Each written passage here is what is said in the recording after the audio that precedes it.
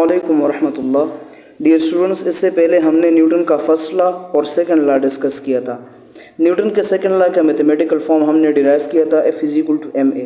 आज हम पहले उसी फॉर्मूले से फोर्स का यूनिट निकालेंगे और न्यूटन का डेफिनेशन हम समझेंगे। इसके बाद न्यूटन के थर्ड लॉ को डिस्कस करेंगे। तो हमने फार्मूला लिखा था F=ma। अब यहाँ से हम फोर्स का यूनिट निकालते हैं। सो F मास की जगह मास का यूनिट किलोग्राम, एक्सेलरेशन की जगह एक्सेलरेशन का यूनिट मीटर पर सेकंड स्क्वायर, और यही हमारे पास बराबर है 1 न्यूटन के। तो 1 न्यूटन फोर्स हमारे पास किसके बराबर होगा?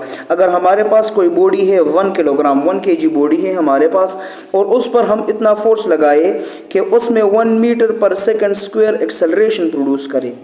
अगर हमारे पास 1 kg बॉडी है और उस पर हम इतना फोर्स लगाए कि उसमें 1 मीटर पर सेकंड स्क्वायर एक्सेलरेशन प्रोड्यूस करे। अगर हमारे पास 1 यूनिट मास है और हम उसमें 1 यूनिट एक्सेलरेशन प्रोड्यूस करवाए, तो ये फोर्स जो हमने अप्लाई किया है ये बराबर होगा 1 न्यूटन के। ये है हमारे पास फोर्स के यूनिट का डेफिनेशन। इसके बाद हम समझेंगे न्यूटन के थर्ड लॉ को। न्यूटन का थर्ड लॉ बेसिकली हमें फोर्स के नेचर के बारे में बताता है कि फोर्स हमेशा पेयर फॉर्म में एग्जिस्ट करेगा। कभी भी फोर्स एक फॉर्म में, सिंगल फॉर्म में एग्जिस्ट नहीं करता, ये हमेशा पेयर फॉर्म में एग्जिस्ट करता है। स्टेटमेंट देखें इसका, to every action there is always an equal and opposite reaction. जब भी आप किसी बॉडी पर फोर्स लगाएंगे किसी खास डायरेक्शन में, वो बॉडी भी आप पर उस डायरेक्शन के ऑपोजिट डायरेक्शन में उतना ही फोर्स लगाएगी। ये है न्यूटन का थर्ड लॉ।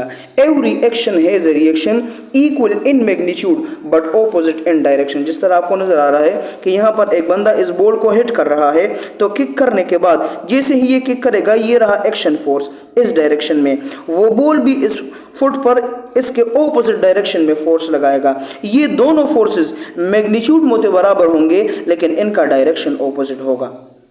इसी तरह इस गन को देखिए आप, यहाँ पर इस गन से ये बुलेट निकल रहा है, तो ये गन इस बुलेट पर इस डायरेक्शन में फोर्स लगा रहा है, ये बुलेट इस गन पर इस डायरेक्शन में फोर्स लगा रहा है। ये बुलेट आगे जाएगा, ये गन नीचे की तरफ आ रहा है। इसका मतलब है कि दोनों एक दूसरे पर फोर्स लगा रहे हैं, दोनों का डायरेक्शन ऑपोजिट है लेकिन दोनों का मैग्नीट्यूड सेम होगा। इसे हम इस तरह डिनोट करते हैं, FAB=-FBA। इसका क्या मतलब है? Force applied on A, force applied by A on B. अगर कोई बॉडी ए है, लेट्स सपोज हमारे पास बॉडी ए है और ये हमारे पास बॉडी बी है, तो ये ए बॉडी इस बी बॉडी पर फोर्स लगा रही है। कितना? Force applied by the foot on B, on ball. तो ये फुट जो बॉडी पर इस बॉल पर जो फोर्स लगा रहा है, ये है FAB। ये बॉल भी इस बॉडी पर ऑपोजिट डायरेक्शन में उतना ही फोर्स लगाएगा, और उसे हम इस तरह लिख सकते हैं, force applied by the body B यानी ball on the body A यानी फुट। दोनों का डायरेक्शन चूंकि ऑपोजिट है, तो अगर एक हम पॉजिटिव लेंगे तो दूसरों को नेगेटिव लेंगे। दोनों हमारे पास बराबर है, इसलिए हम कहते हैं कि FAB (-FBA।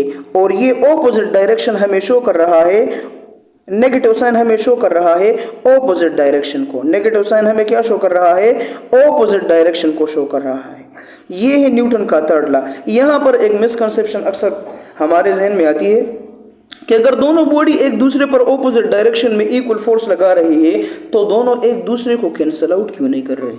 यानी क्या ये बैलेंस फोर्स है या अनबैलेंस फोर्स है? तो बच्चे याद रखें, पहले लेक्चर में मैंने आपको बता दिया था कि जहां पर बॉडी एक हो और उस एक ही बॉडी पर दो फोर्सेस एक्ट कर रही हो, दोनों की क्वांटिटी सेम हो, मैग्नीट्यूड सेम हो, लेकिन दोनों का डायरेक्शन ऑपोजिट हो। यहां देखिए, इस बॉडी पर एक फोर्स इस डायरेक्शन में और एक फोर्स इस डायरेक्शन में, तो देखिए ये दोनों फोर्सेस एक ही बॉडी पर है, तो ये बैलेंस फोर्स है, दोनों एक दूसरे को बैलेंस कर रहे हैं। लेकिन यहां देखिए एक्शन हो रहा है बॉल पर, लेकिन उसके मुकाबले में रिएक्शन हो रहा है फुट पर।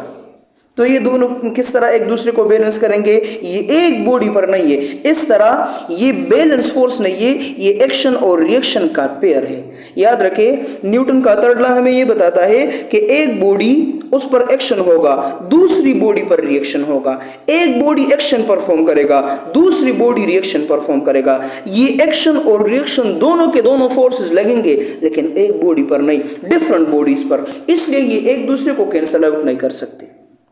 जिस तरह आपने देखा होगा कि अगर आप गुब्बारे में हवा भर रहे, एक बलून है आपके पास, उसमें आपने हवा भरी है और डायरेक्टली आप उसे छोड़ दें, उसका नोट अगर आपसे खुल गया और वो छूट गया आपसे, तो आगे की तरफ जा रहा है। आगे की तरफ क्यों जा रहा है? क्योंकि वो हवा को पीछे की तरफ धकेल रहे हैं और ये हवा उस गुब्बारे को, उस बलून को आगे की तरफ पुश कर रहा है। ये है इसका एक्शन और रिएक्शन पेयर।